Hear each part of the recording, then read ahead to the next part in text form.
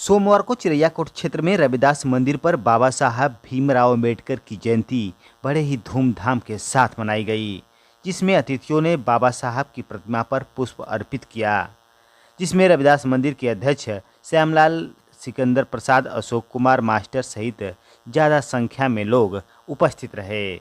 सुनिए इस दौरान मीडिया से बात करते हुए संगठन के पदाधिकारियों ने क्या कुछ कहा। मेरा नाम श्यामलाल है। मेरा घर जो रसूलपुर वार्ड नंबर 1 में है। रविदास मंदिर का 1995 से मैं अध्यक्ष हूँ।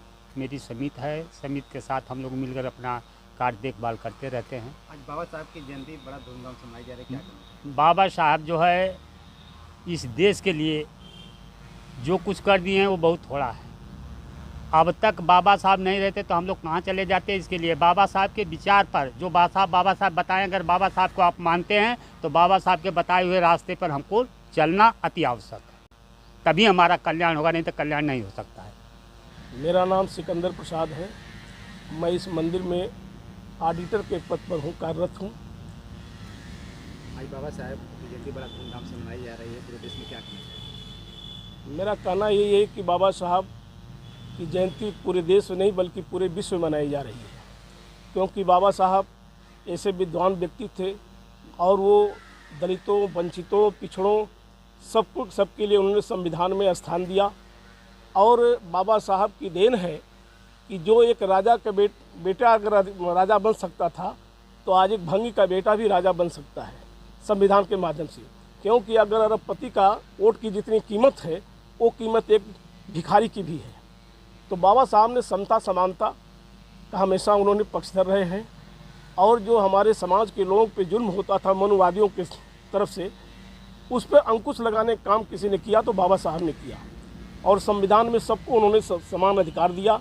यहाँ तक कि महिलाएं जिनका कदर लोग नहीं करते थे, जिनको जो घूंघट में रहती थी, घरों में रहती थी, अनपढ़ रहा करती थी, उन्हें भी बराबरी का दर्जा संविधान के माध्यम से देने का कार्य अगर किसी ने किया है तो बाबा साहब डॉक्टर भीमराव अम्बेडकर जो भारत रत्न है उन्होंने किया है।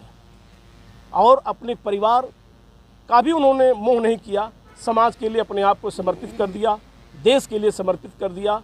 आज कोई कुछ भी उनके बारे में कहे, लेकिन वो मानव नहीं, महान मानव नहीं, बल्कि मैं कहूँगा कि जो भगवान लोग कहते थे, दलितों, वंचितों और पिछड़ों के वो आज मसीहा हैं, भगवान हैं। आज उनकी देन है कि हम आपके सामने बाइट पे खड़े हैं, आपके सामने अपनी बात कह सकते हैं। नहीं तो एक समय ऐसा था कि जो हम अपनी बात भी नहीं कर सकते थे, हमारी परछाइयों से लोग दूर भागते थे। लेकिन बाबा साहब की देन है कि आज हम बराबरी में खड़े होकर के आपसे बात कर रहे हैं। बाबा साहब ने तो सबको अधिकार दिया, लेकिन आप जो कई संगठन हैं वो जातिवाद में लोगों को बांटकर आपस में लड़ाने का कार्य कर रहे हैं, जो इस समय चल रहा है, क्या कहना चाहेंगे? इस समय तो राजनीति चल रही है। भारत देश में हिंदू, मुस्लिम, सिख, ईसाई, इस सारे धर्म को सम्मान बाबा साहब ने संविधान में दिया है, सबको अधिकार दिया है। हम करें जो वंचित है, जो पिछड़ा है, जिनको एक दूसरे के बगल में बैठने का हिम्मत नहीं पड़ती थी, और बाबा साहब ने तो जाति वर्ग में उन्होंने नहीं बांटा, उन्होंने तो बराबरी के करना चाहा कि भाई अगर आप इंसान हो तो हमें भी इंसान समझो, आप मानव हो तो हमें भी आप मानव समझो। लेकिन लोग इंसान को इंसान नहीं समझते थे। उस मिथ्या, उस भ्रम को इन्होंने तोड़ने का प्रयास किया। और उनको जात विशेष से मतलब नहीं था, उनको ये था कि सारे हमारे समाज, सारा हमारा देश, सारे लोग हमारे अपने हैं, और सबके लिए उन्होंने स्थान दिया। अगर बाबू साहब को सम्मान मिले तो एक दलित को भी सम्मान मिले, एक पिछड़े वर्ग को भी सम्मान मिले, और हमारी महिलाओं को भी सम्मान मिले। और आज अगर कोई प्रमुख जिला पंचायत, विधानसभा में, लोकसभा में अगर हमारी महिलाएं जा रही हैं, महिलाएं घर में से बाहर निकल के और राजनीति में अगर प्रवेश कर रही हैं, तो बाबा साहब के संविधान की देन है, बाबा साहब की देन है। और क्या कहना चाहेंगे बाबा साहब की जयंती पर? मेरा नाम अशोक कुमार है और इस समिति में मैं भी एक सदस्य हूँ।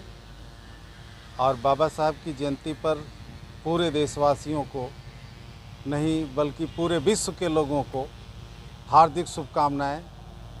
और बाबा साहब की जयंती पे जिन लोगों ने हमारे समाज को, सारे समाज के लोगों को योगदान दिया है, उनको कोट कोट नमन है, वंदन है, अभिनंदन है, स्वागत है।